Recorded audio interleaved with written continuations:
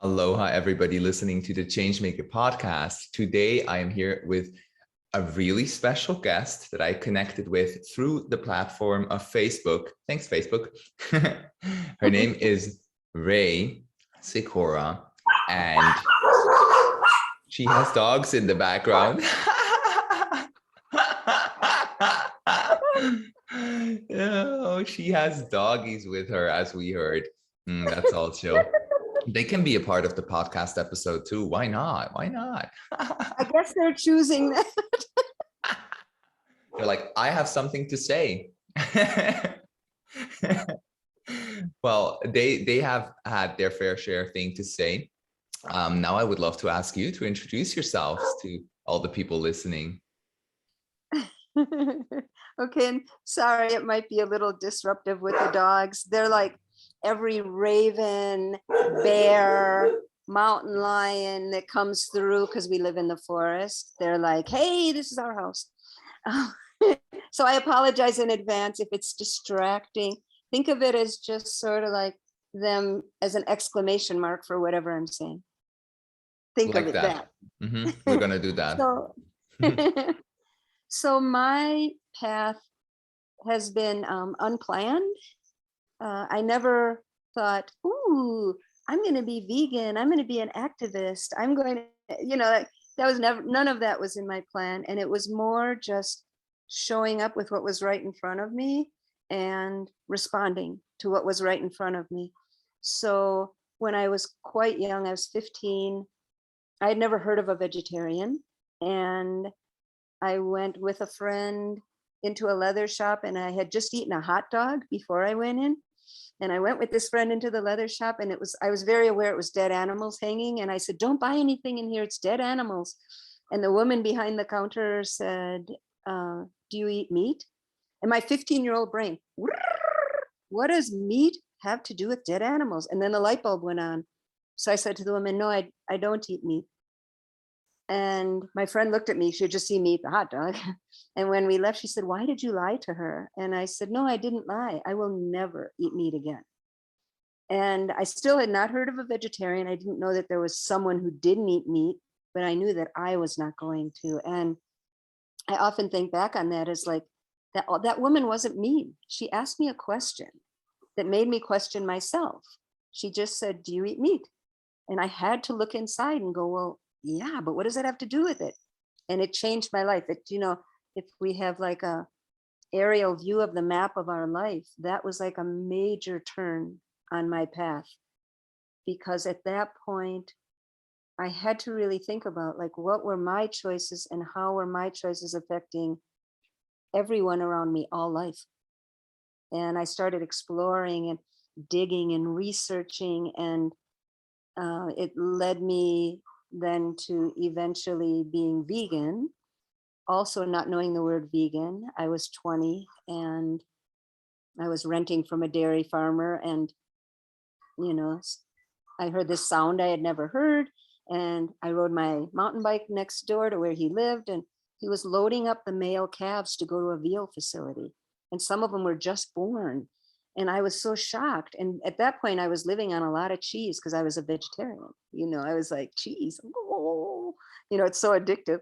And so I said to him, what is going on? And when he told me they were going to the veal facility and the moms were the sound I was hearing, the babies were crying for the moms were crying for the babies. I said, okay, no more dairy. And then I really started visiting places and researching. So it was like, no dairy, no eggs, no animal products of any kind, no wool, because I started really visiting and seeing the reality. No, I can't support this reality. So then I was vegan, but didn't know. It took a while before I met somebody who was vegan. And I said, what is that exactly? And she told me what it was. I'm like, that's me. I have a word for me. And it just kind of, it had this natural evolution to it. You want to kind of, when you discover compassionate living, you want to scream it from the rooftops. You want everybody to get this wonderful thing, this compassion.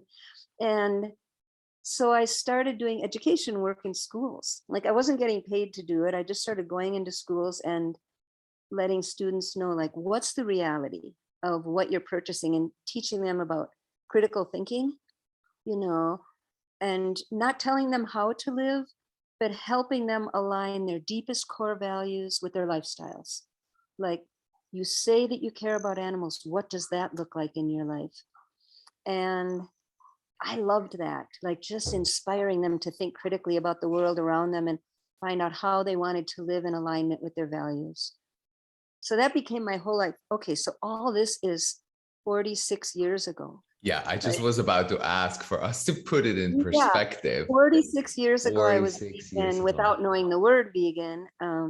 And I started just going into places you could get into anywhere then, so I visited veal facilities, battery hen facilities, and I would film and photograph. And back then it was just, there wasn't high security. Nobody was stopping me. And then I would share this. I'd bring groups of school kids in for tours of these places and tell them, be respectful, but look around, just look around, ask a lot of questions, and we'll process it afterwards. Don't be mean to the people who work here. We will process this. So it all just kind of like, became a lifetime of activism and education. And then I met my wonderful then work partner, Zoe Weil, and we were both doing what was called Humane Education, which I didn't know I was even doing something that had a name. And we started the Center for Compassionate Living together and Institute for Humane Education. And everything just keeps, I said to the universe, hey, universe, you want me to keep doing this work? Just make sure I am healthy. I have a really nice roof over my head and organic food in the fridge. If I have all that, then I will keep doing this. I don't have to be wealthy in the bank. I want to have a rich life, but not wealthy in the bank. I don't care about that. And everything is always, it's like magic. Like, I have focused on compassionate living and doing this for my work. And the universe, or whatever you want to call the universe, truth, God, whatever you call it. I just say the universe. The universe just keeps going, here you go. Here's a great place to live. You get to live in the national forest. You get to feel like you're 20 when you're 66. You get, so I just Yes. feel like it all just keeps being provided. And Wow. it's been a really beautiful life. I don't have a plan. I haven't needed one. It's the right thing just always shows up. Yeah, it really looks like it. And thank you for like summing this whole story up so organically. I could relate to many things that you said, like these shifting moments, although they weren't that long ago for me. But what was so beautiful, and what I think everybody here already can take away, is that when you have these everyday moments which gift you with these drops of insights, like these golden nuggets, you may call them, like that woman in that store asking you, do you eat meat? Like, that's just an invitation for you to evolve into a direction that you're meant to anyway. And I think for all of us, these things happen daily. Even if we're already vegan, there's much more. You already talked a little bit about trusting the universe, asking the divine, asking God, spirit, whatever you want to call it, right? You said it so beautifully. And then keeping on evolving and staying aware, like staying aware, what is this, or what is it now telling me to make my next step? And you summed it up so organically that a lot of people who might listen now don't really understand what you have organically built throughout your life. Obviously, I'm going to leave everybody with the link to your website and to your books, because you've also written books and created this whole platform and educational programs around it. So I'm going to share that all with everybody, that you can check it out, because it's really worth it. Today's episode, I want to zoom in with you on a more specific topic that has often been asked by people that follow me or that interact with me online. And the topic is meditation. And meditation obviously is very often linked to mindfulness, linked to manifesting, and linked to living in alignment with what the universe has laid out for you. So what I want to share with everybody listening here today is how meditation has entered your life. And then specifically, where's the bridge? Like, how does meditation support you as a vegan in this world and as an activist? But let's go first with like, how did meditation enter your life? um, I didn't ask for it. I had a friend visiting me from Australia, Helena, and she was on the phone making reservation for this meditation course, Vipassana.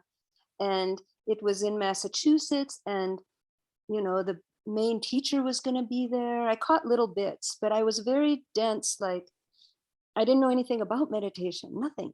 And I was always on the move. I was never sitting and being mindful. No way. And I said to her, do two, make 2 reservations. She was like, no, no, no, no, no. Like, she couldn't picture me sitting still. And so she did end up making 2, and we drove to the Berkshires together from Minnesota. And when we got there, we had to bring tents because Mr. Big Stuff, I didn't even know the guy, the teacher, he was coming from India, so Mr. Big Stuff was there. And so there wasn't room in the house for people to stay. And they had a big open, just a top tent for the hundreds of meditators who came. You weren't allowed to kill mosquitoes. And you weren't allowed to kill at all. There were these precepts. And I'm like, whoa, we're in the Berkshires in the summer, there's mosquitoes everywhere. And then I set up my tent and the silence started. It was 10 days of silence. I had never been silent, I don't think, for 10 minutes, let alone 10 days. And I'm like, okay, I'm setting up my tent and the zipper breaks on my tent. And I'm like, oh, fucking hell, mosquitoes. And not only that, but fire ants moved into the tent, were biting fire ants. Ew. It was hell. And then I would be sitting, you were supposed to just sit upright, and I'd be sitting against one of the posts in that tent, hating the teacher, hating the woman who brought me out there. Like, and I didn't know I had hate or anger in me. It's like Darth Vader came out. And so I was like, I hate this place, I'm leaving. Wow. Day 2, and I was all bit up from the fire ants. And there was only one time you could speak, and that was at noon. You could write your name on a little piece of paper to talk to Mr. Big Stuff, who I still didn't know his name at this point. Now it's, Goenkaji. He's this amazing human. He's not alive anymore on Earth, but amazing teacher. So I write my name so hard on the little piece of paper, I tear it. I had anger. I was like, rah!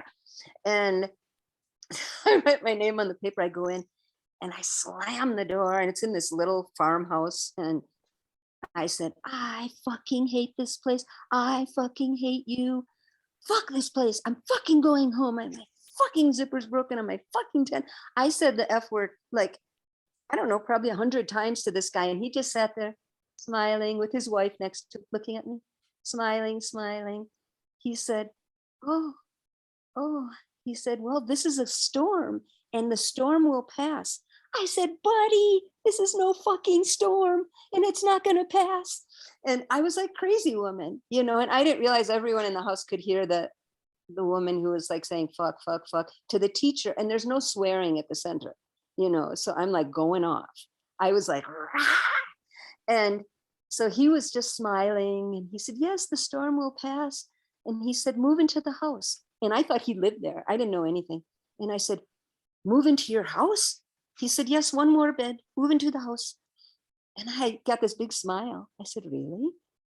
And he said, yes, oh, the storm has passed. And I was like, oh, I realized, like, suddenly I was all happy. And I said, I don't think I'm ready for your teaching. This is intense. I don't think I'm ready. I'm not that kind of person. And he just laughed. And with all the love, all I felt was love from him, even though I had just sworn at him, like called him all kinds of names, total love. And he said, you're ready. He said, just practice, keep practicing. And I said, oh, thank you. It was a lesson. It was a real lesson. And that was in 1984. And every year I do a 10-day course, and then I have my practice that I do at home. And what changed a lot for me in the practice was I was such a reactionary person. When you learn what's going on with animals and the environment and human rights, it's very hard to stay calm. It's very hard to stay loving.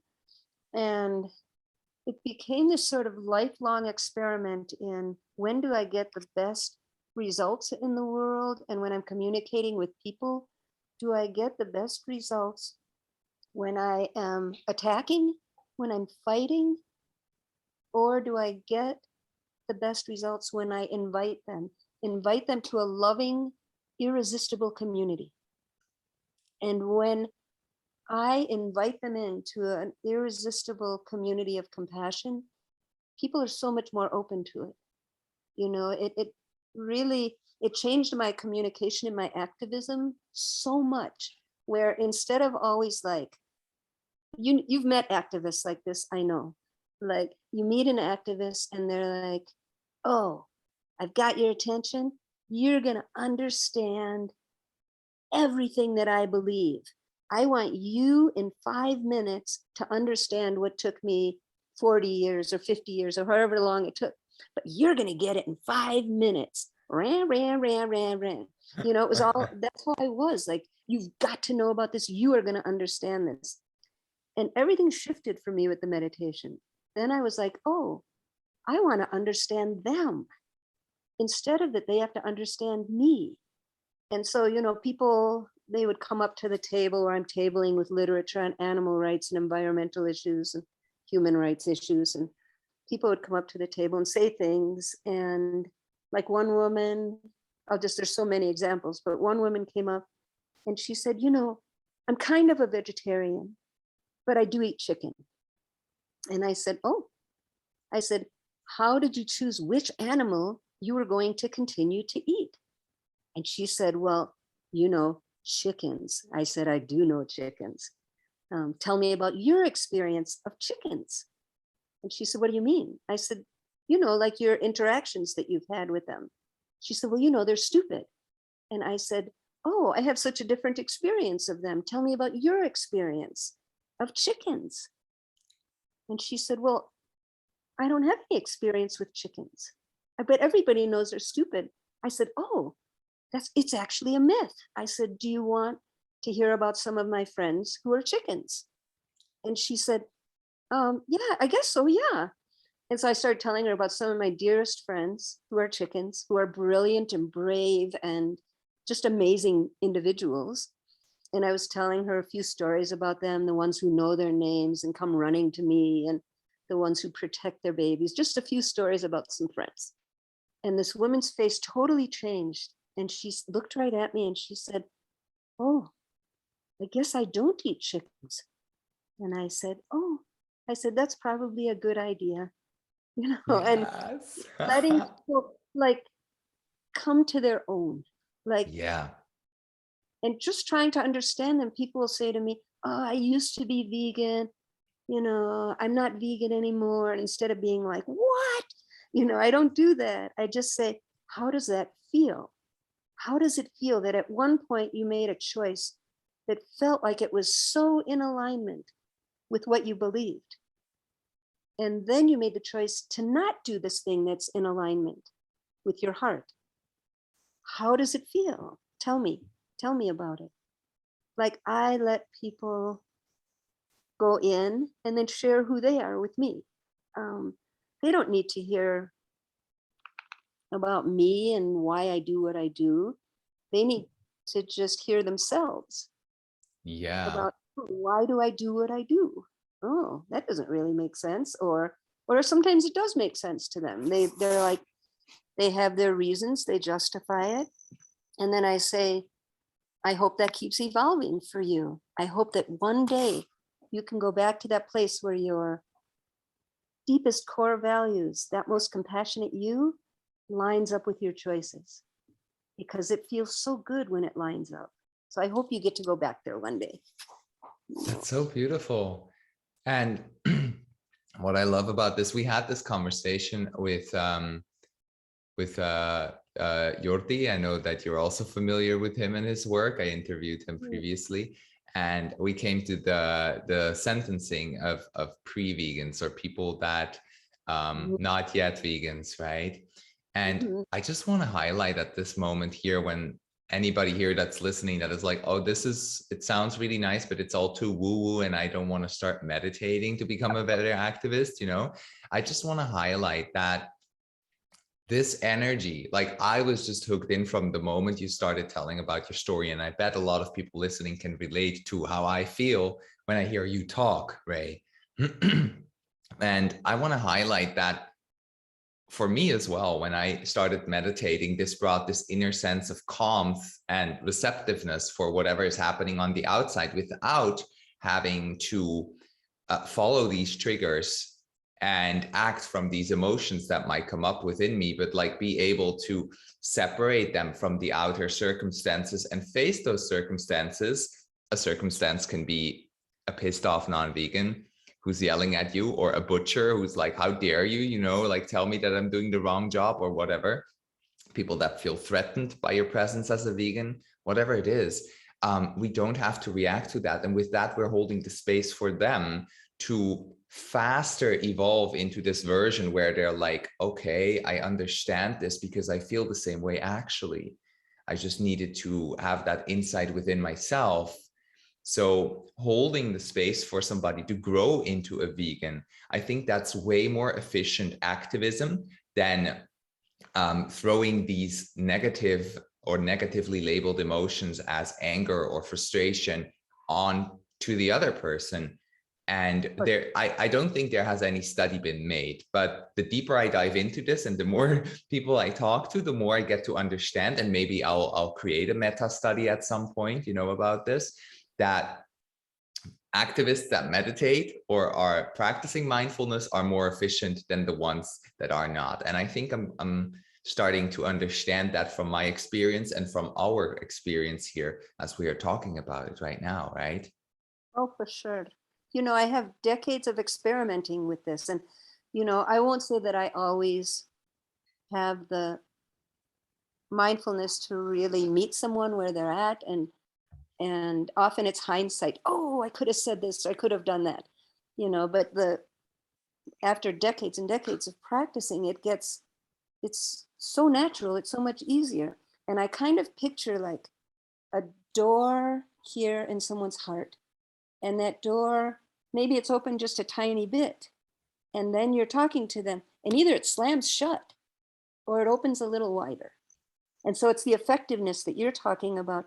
I feel like if that door slams shut, we haven't done our job. Our job is to not, at least it should stay where it is or open a little bit, but not slam shut. You don't want to say anything. We don't want it. You don't want it. I don't want it. I don't want somebody to tell me I'm a horrible person. And that door slams shut when that happens. And, I'm not very Pollyanna about it. Like, I get that there is heartache in this work. There is despair in this work. I do workshops on despair repair because I need them. That's why I do them. Because we have seen behind closed doors and closed gates, we've seen, I think, the most difficult and darkest of what humanity is capable of. I work in the Middle East a lot, and the things I've seen there, I won't even share with my own partner because I don't want him to carry it in his heart. It's too much pain. But I think that our own pain gets healed when we can meet people in a loving place. And, I'll give you an example. I was living in this little cabin in Minnesota, and bam, bam, bam on the door one day. And I'm like, oh boy, this doesn't sound good. It's not a lovely knock. And I opened it up, and it was a guy holding like a bow for hunting, and he starts shouting at me. We've been hunting here for generations. Da, da, da, da. Why did you put those signs up? And I had these signs all around my acreage that said, you're welcome to hike here, to enjoy the river, to be with this place, but you are not allowed to kill anyone, to hunt, to fish, nothing like that.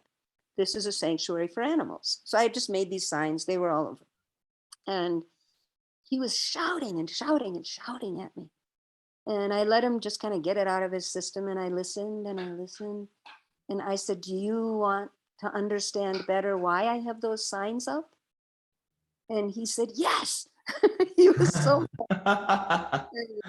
I said, why don't I make us each a cup of tea and we'll just sit on the porch and we can talk about it. And he was like, I'm sure he expected me to shout back or whatever.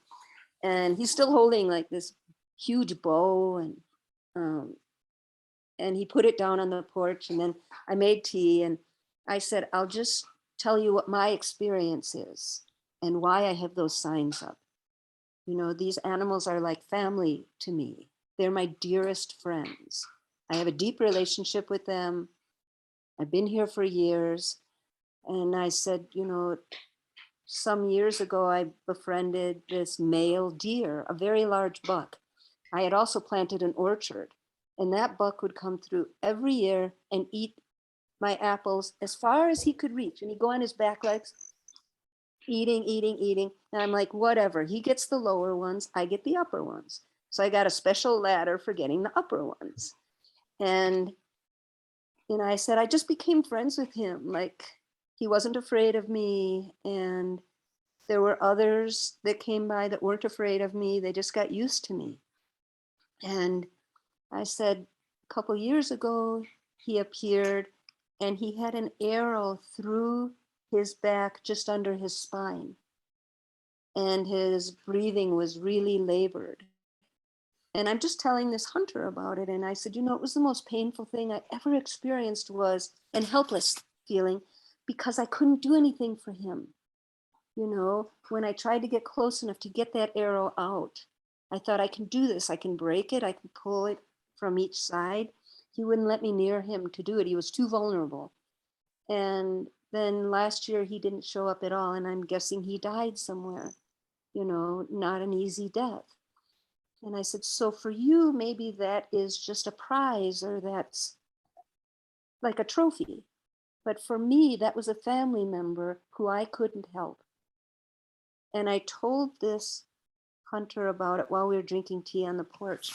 And he got real quiet and calm. And he said, I understand. And he said, we'll leave your land alone. And I said, thank you. This is one place they can be and not be under attack. He said, I understand. And I'm sorry I yelled at you. And the dynamic changed when I didn't make him the enemy, when I just decided, okay, we're going to be real present with each other. We're just going to be with each other here. And, I would see him in town sometimes and he'd say hello. And then eventually we would hug when we'd see each other. And, I don't think the guy became vegan necessarily, but I do know that he had a better understanding of some people's relationship with these animals. Yeah. Yeah. Wow. I'm close to tears. Oh. How beautiful, and as you said before, like that door, the heart space, Yeah. like it seemed that you have made that a bit more open for him just by inviting him, hey, let's sit down, let's talk about it, instead of reflecting his anger. And I mean, there's a lot of people that are so deep in anger out there, activists and vegans, that bring always up the comparison of like, how should I tolerate somebody who eats animals because I don't like, if they would abuse a child, I'd kill them on the spot, or stuff like that. People say stuff like that, and people think stuff like that. I mean, I've been there. I thought it a lot. I even said it, like I've been a very angry vegan activist as well. We both were, we know that.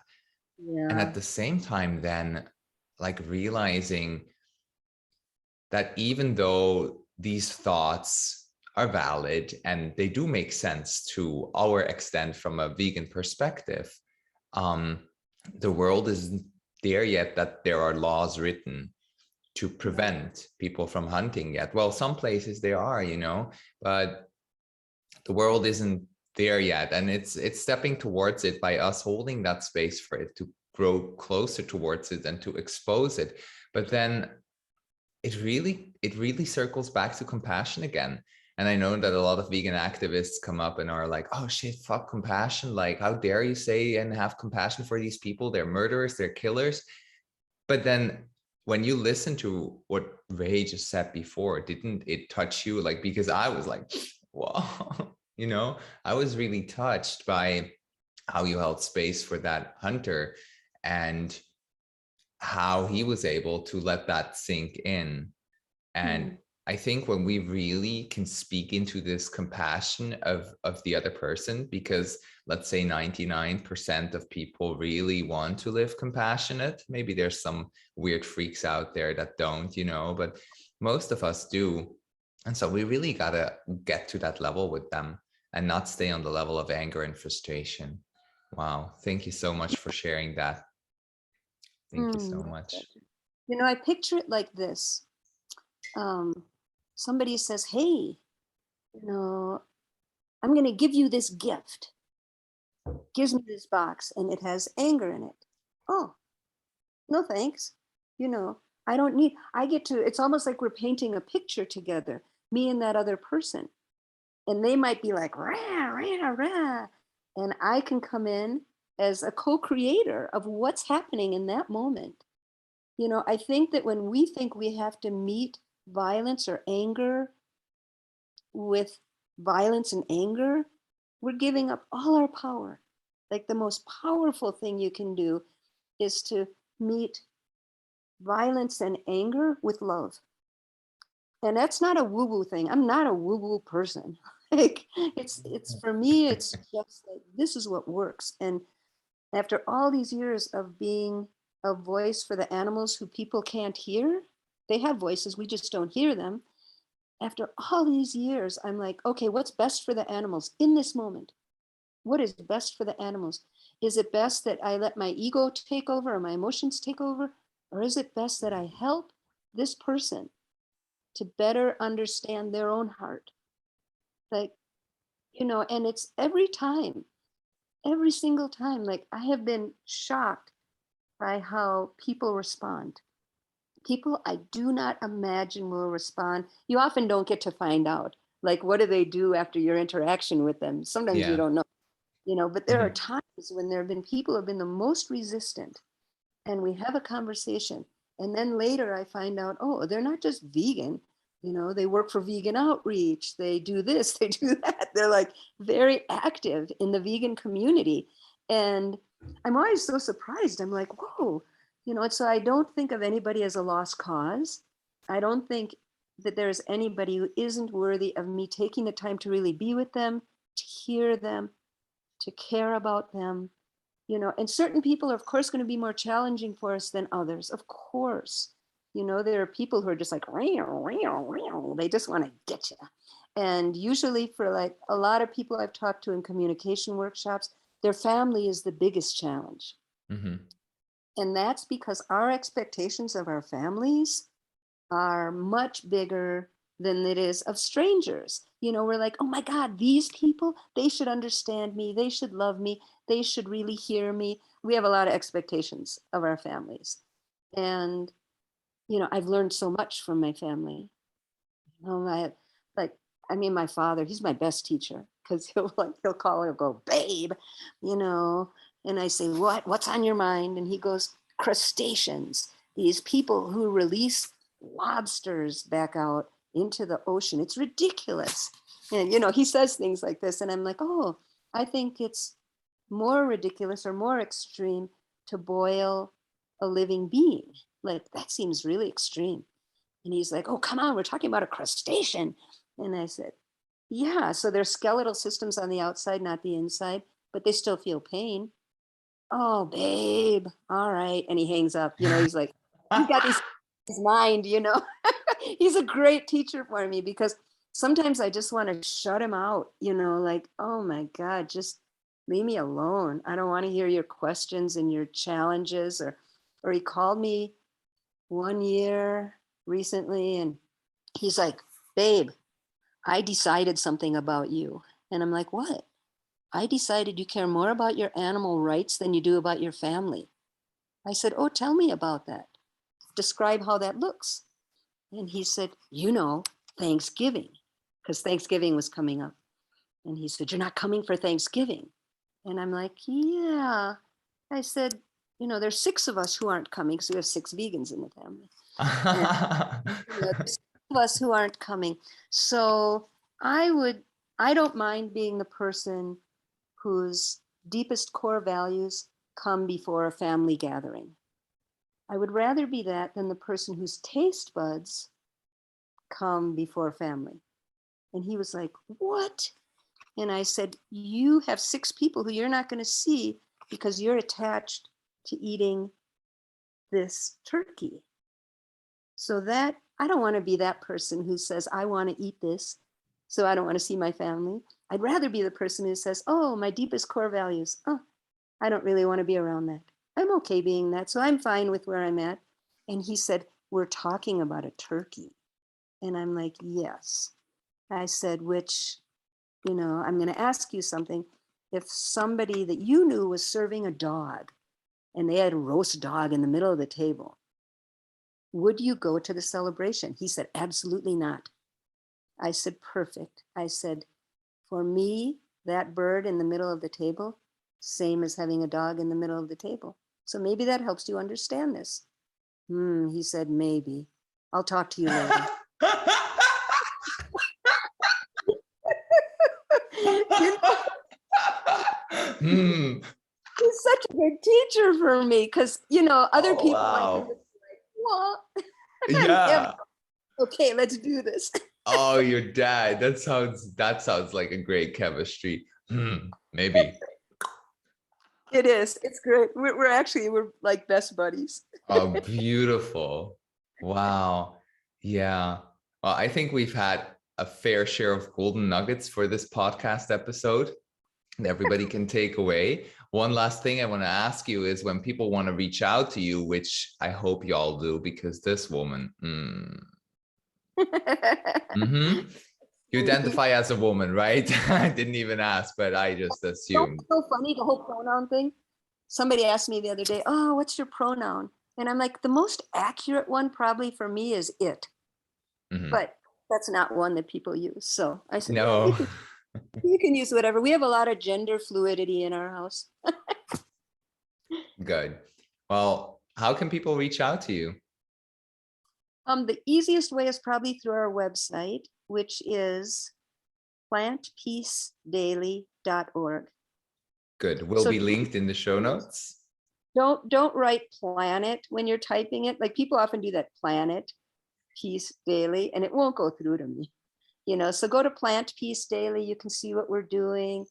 We've created a vegan retreat center here, and just doing different outreach. And if anybody you can contact me anytime. I'm really good at getting back to people.